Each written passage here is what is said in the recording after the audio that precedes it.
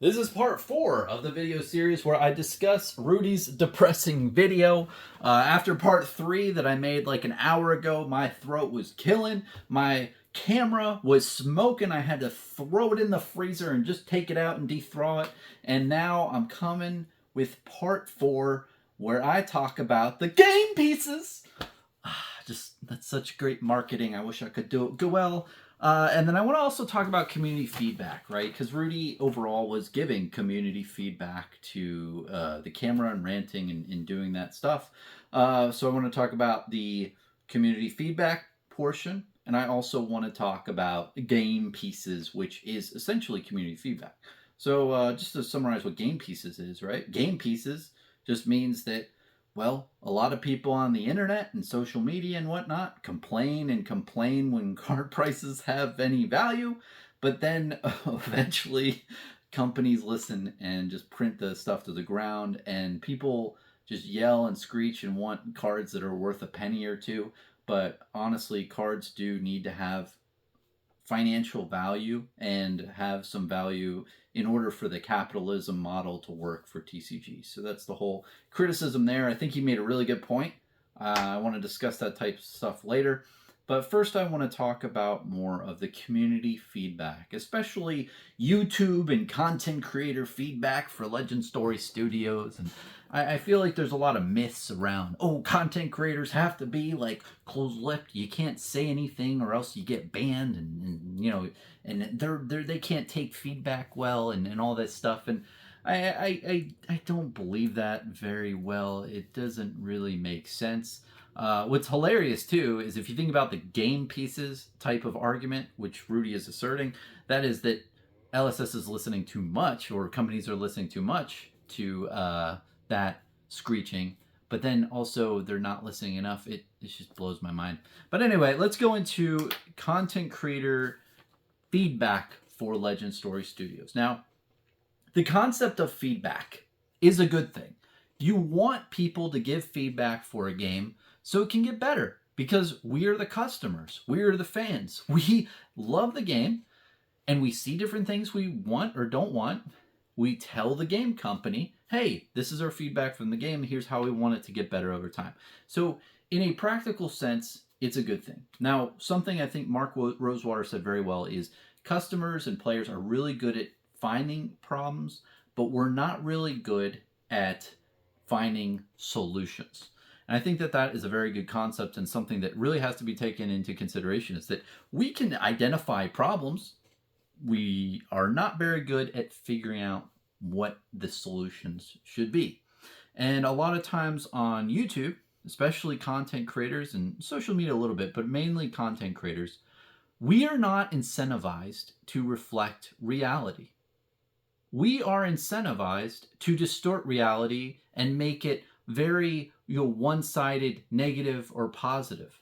We are incentivized to make hot takes and have emotional content to really just make you all hot and bothered, so you click more, you view more, you watch more, just because we brew emotion in you. We are very incentivized to do that and manipulate your emotions as much as humanly possible, so you watch more of our content.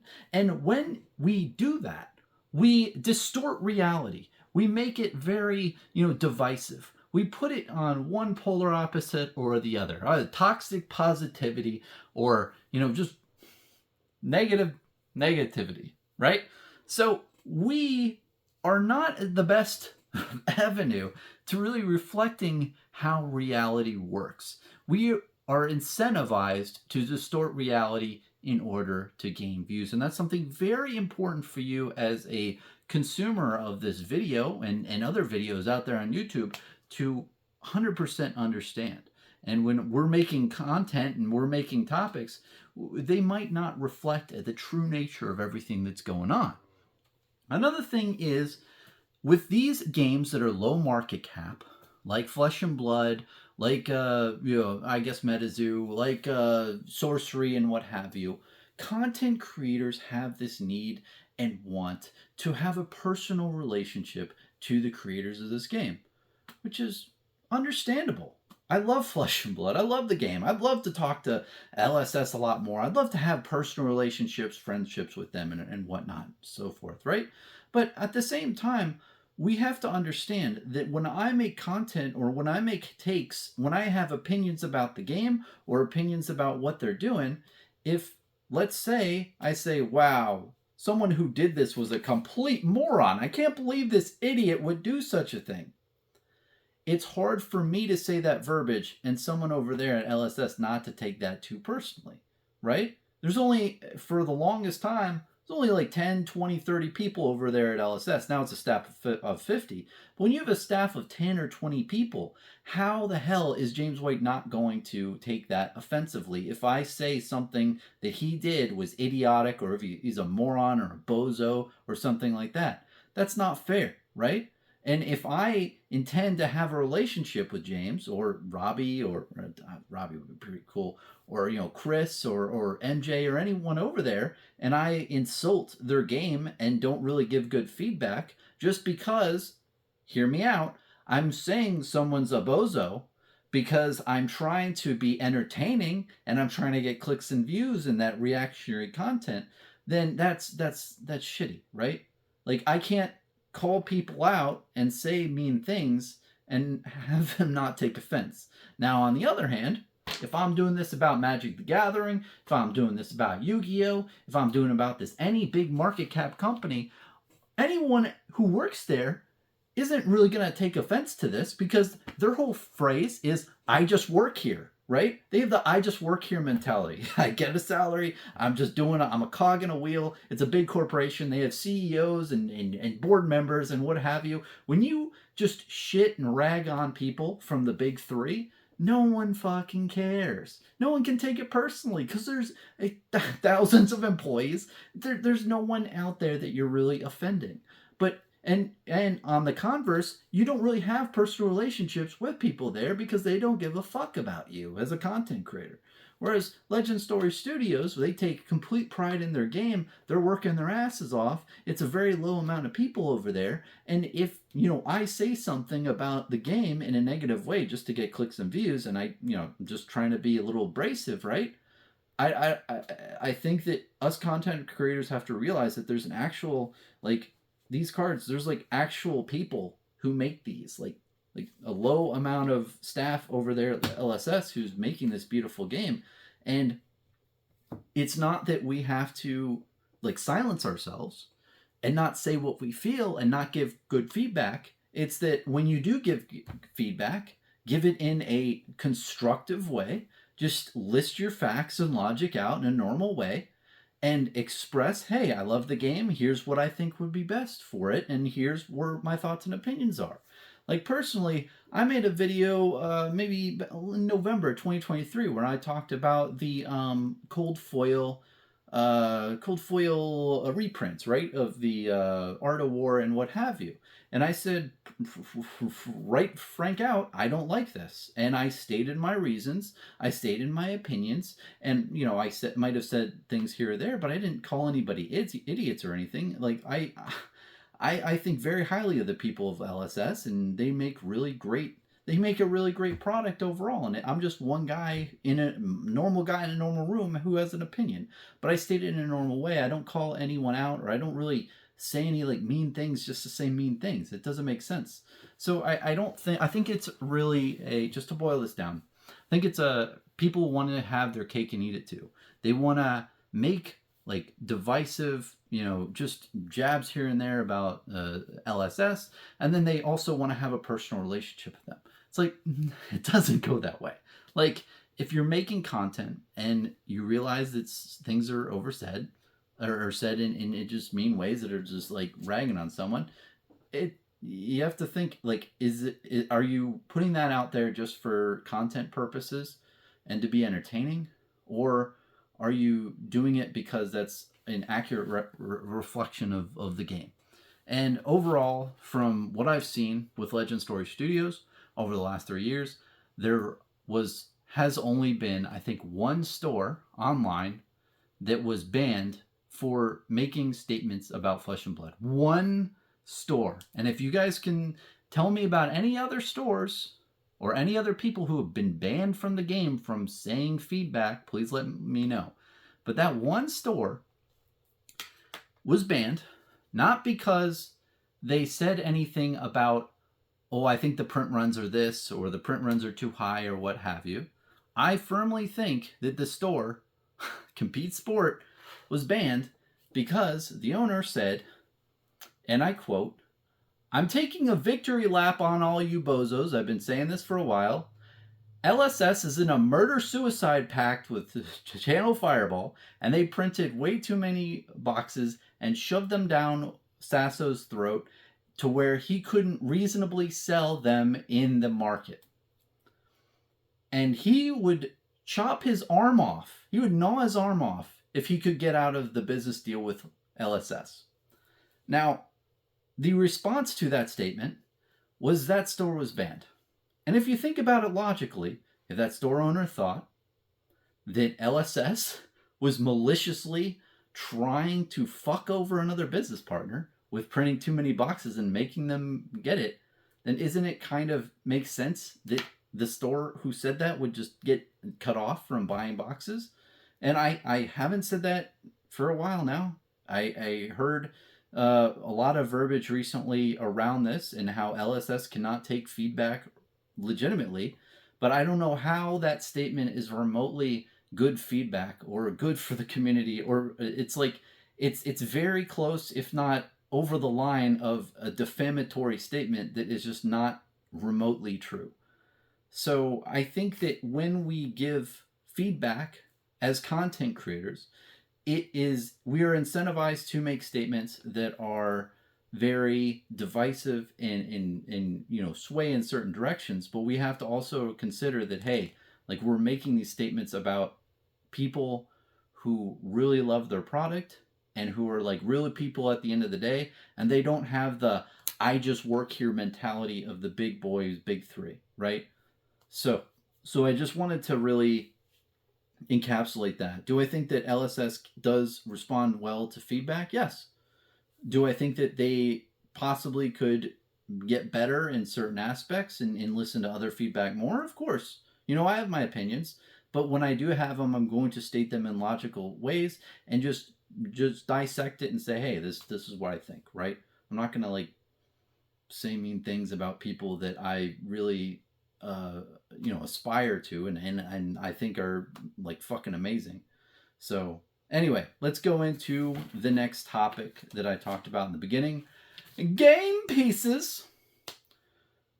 As I summarized earlier, I believe, the whole sentiment around GamePieces is that there's a large group of people out there in the community of Flesh and Blood and a lot of other TCGs that just bitch and moan about how GamePieces should be like essentially like pennies on the dollar and that no cards should have value, right? And overall, I think with Flesh and Blood, there is a lot of growing sentiment around that, cards should be like not. I'm trying to think of how I want to say this.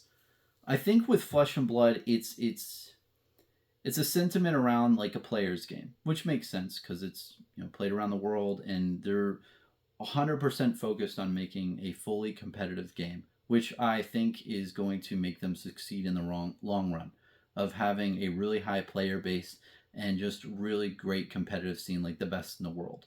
So I think that is going to make them succeed long term. But I do think that overall, Flesh and Blood could appeal more to the collector community. The collector community that wants cards to have value, that doesn't want all cards to be worth pennies, and wants to appreciate the pieces of history of the game, right? So I have a couple things, and a couple I think I've stated before, but overall I think that LSS is trying to make certain things more money with GamePieces. You see the expansion slot in Bright Lights, which I think is highly underrated. I think that is a really good way to put low supply Majestics in the box, so you hit like one per box, possibly two, and that has pretty good EV. I think they're expecting that to be like around $10 to $15 range per card. I could be wrong. Maybe they think it's going to be $20, but I think they think that is going to be putting money into the box. The expansion slot. for low printed majestic cards, and you need 3 ofs in each. I think that the conversion from first edition unlimited to just one box was a smart play. But overall, from a collector side, just going into my personal opinions about the the game's collectability, and as a collector, I really liked in the beginning of 2023 how they had a lot of they had the collectors week. I like that, and I think that in the future it would be cool to see other articles around just like people who collect just hordes of stuff, and who are like a lot of like high end collectors, and just seeing pictures. Pictures would be really cool of like really crazy collections of gluttonous like degenerates out there who were collecting like a bunch of cards. I would love to see that. I didn't see that as much in 2023, but I'd like to see it in 2024. Just much more of that. I do love how there is a collector's week in the game, but the big thing was Dust Till Dawn in 2023. I think that's where a lot of collectors thought, does LSS have really good pulse on the just high-end collector group? Because it was marketed to us, I felt, collectors, that this was going to be a product that collectors were really going to like. And the serialized card was going to be like a really big chase, really good thing for the high-end collectors. When we saw what it was a real letdown, to be honest. Like for a lot of the high-end I don't consider myself a high-end collector, but just as a collector in general, I was like, ugh. Like I understand the scarcity of it.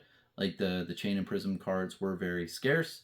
However, the whole sketch type vibe, it just felt way too much like an artist proof, and it just didn't do it for us, right? A lot, and the market reflects that. Like I think a lot of high end collectors were like, what is this?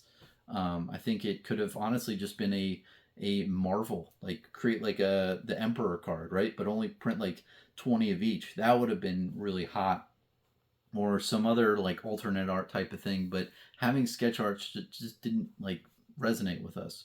And overall, I think that there's a saying that Mark Rosewater also had, is that like if you're a game company and you know, as a metaphor, you go into your Ferrari, you like drive 200 miles an hour off a ramp, and you crash into the side of a cliff, right? The consumers aren't going to be upset that you crashed into a cliff. They're going to appreciate that you did something really fucking cool. You're trying to do something cool, even though it failed. It's okay. But I think that it's just like the verbiage from LSS could have been something like that. Hey, we wanted to do something like really cool to high-end collectors. It didn't hit as well as we anticipated, but we always want to keep you, excited about the new releases, and we always want to do new things. So we hope to excite you more in the future, but we admit that this didn't seem like it panned out the way we thought it would be. You know, like I think that would be good verbiage around that, just because I think the collector groups think that from a business standpoint, it went well, but to be honest, collectors didn't feel like it went well. So, yeah, just my opinion there. Now I want to talk about judge packs. Judge packs have been the biggest thing discussed in 2023. It's gone on for a while. It's still being discussed in a lot of collector groups, and collectors just don't like the reprints of the cold foil cards overall, right? And I think that the biggest misconception about these is that collectors want them. And overall, the verbiage from LSS has been, hey, if you want these cards so bad, why don't you just become a judge? Get the cards. And I respect that if I wanted the cards. I don't want the cards. I think that the card just goes against the whole reprint philosophy of cards get less flashy over time. And overall, I'm okay with alternate art reprints. I don't think cards have to look like more shitty over time until the end of time.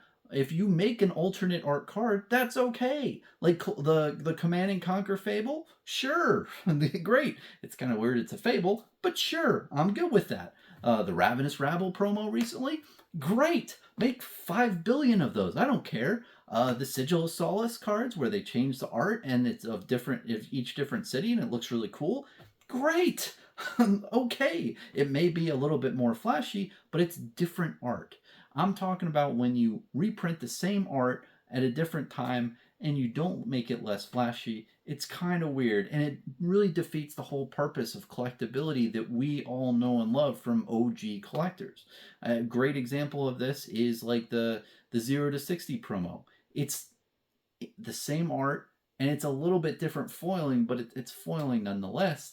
I don't like it, right? And then same with the cold foil Teclo core, right? It's reprinting the card in cold foil when in the past it was rainbow foil in first edition. And I understand the full aspect of like different strokes for different blokes, and cards are appeal to different people. But it really just makes a lot of the collectors out there feel like, well, how collectible of these cards are if they can just be reprinted constantly over time in different formats of cold foiling, right? We were taught for the longest time that cold foil was special, right? And it is. It's cold foil is. But if it can just be reprinted at any time, as long as it's just tweaked a bit, then really how special are the cards that we own? So like Art of War, right? For instance, Cold Foil Art of War was reprinted in the Judge Pack. The difference in the card is the borders right here look like the Judge, like pedestals, and it was Cold Foil versus Rainbow Foil. Well, what's stopping LSS from reprinting this again in Gold Foil? Or what about purple cold foil? Or extended art, same artwork, cold foil, right? Or maybe a cosplay foil, cold foil with different borders here, and constantly printing like that. And you may say, well, Bronson, it's LSS. We need to have faith in them. They are, very diligent in not reprinting like too crazy amounts in the past, and they've earned our respect. And I would agree with that statement. They've been very, how you say, responsible with it, I believe, overall, if you think about it. But still, as a collector, we just think like, well, like what are they going to do in the future that's going to just devalue the original cards that we know and love? And you might point to the fact like, well, nothing was stated in writing with this. This isn't like James White breaking any promises. Like apparently this statement was, hey, cards normally get less print flashy over time. What was the word? Oh, there's a tendency that cards get less flashy over time. And I respect that, but cards got less flashy over time from 2018 through 2022. Like this whole aspect, everything in something happened in 2023 where something changed. Like a tendency from 2018 through 2022 was 100% of the time. So I think like something's definitely changed. First and foremost, something's definitely changed in the printing of the cards. Now, was something broken from LSS to the consumer? Absolutely not. That is a completely false statement. No, there's nothing that they have said and they've backtracked on. I don't think that this is a situation where us as collectors are upset that LSS said a promise and then backed out of it. That is totally incorrect. This is us looking at the new cards that are being reprinted from the OG sets and thinking, hey, based off of the policy, is there anything really protecting things that have been reprinted in the past? And we're more realizing how loose the reprint policy has been in the first place around this versus thinking, oh, okay, a promise has been broken, if that makes any sense. So I think that, in my opinion, and humbly, I think that if I was LSS in state and talked, and honestly, I hope LSS talks to a bunch of other collectors out there in the community. I think that there's a growing sentiment of this, and it's been out there for the last 6 months. I wouldn't talk about it in a video if it wasn't a growing sentiment. But I think that how it could be fixed is add more clarity to the reprint policy. If you're not going to reprint Art of War in cold foil any again, maybe add more clarification. Like, hey, once it's printed in cold foil from WAC, WTR Arcane Rising Crucible War, we're never reprinting it again in cold foil ever again, even gold or cold or purple cold. Like, it's done, right?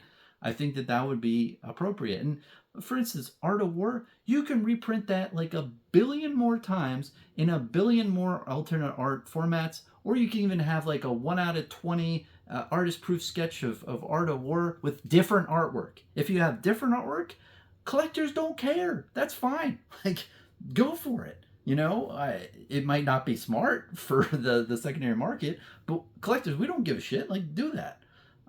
We don't care if you change the artwork on it. If you do that, then great. We're great. We're great. Everything's good. But if you use the same artwork and reprint a more flashier version, that's when things get a little bit like, ooh, what's happening here? But how I would go about this if I was LSS, and what would add a lot of confidence to the market currently, is if some statements were made out there saying, hey, we wanted to make a master set of cold foil for the judges because they're amazing. Okay. And no, I agree, and I honestly agree with that statement. Like, judges provide a great service to Flesh and Blood. Organized play couldn't exist without them.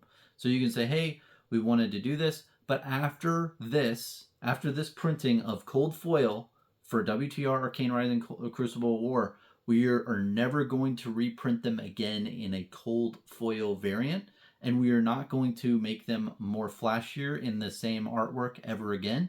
That would add a lot of credence and a lot of credibility to these game pieces and make them a lot more collectible. And it would restore a lot of the confidence in the collectors out there that I know of, that I've been talking to about this for a very long time period. And I know I've gone on and ranted along. I just wanted to get a lot of this stuff out. But overall, I don't think that you have to like burn all the pieces that we care about, that we don't want, and try to get rid of it or stop the judge promo stuff. You can continue doing it, but it would be very nice from a collector standpoint of view is if you just added more boundaries and more promises into the collector's reprint policy and what have you around these cold foil cards. Because as a collector, we're just looking and we're like, whoa, there's really nothing that's really protected in the first place. A lot of these things can be reprinted at will using the same type of artwork, which is very concerning. And all you have to do is change up the border a little bit, and boom, you can reprint it. So that's what's concerned us. And I don't think any of us are like jealous that judges get things and we don't.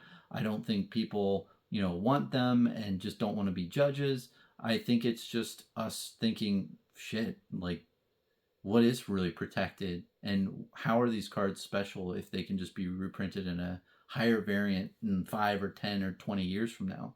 And I think that adding more just verbiage to that collector reprint policy, just giving it more robustness and making it understandable to the collectors, would mean everything, and it would spur a lot of buying, I'll tell you that much.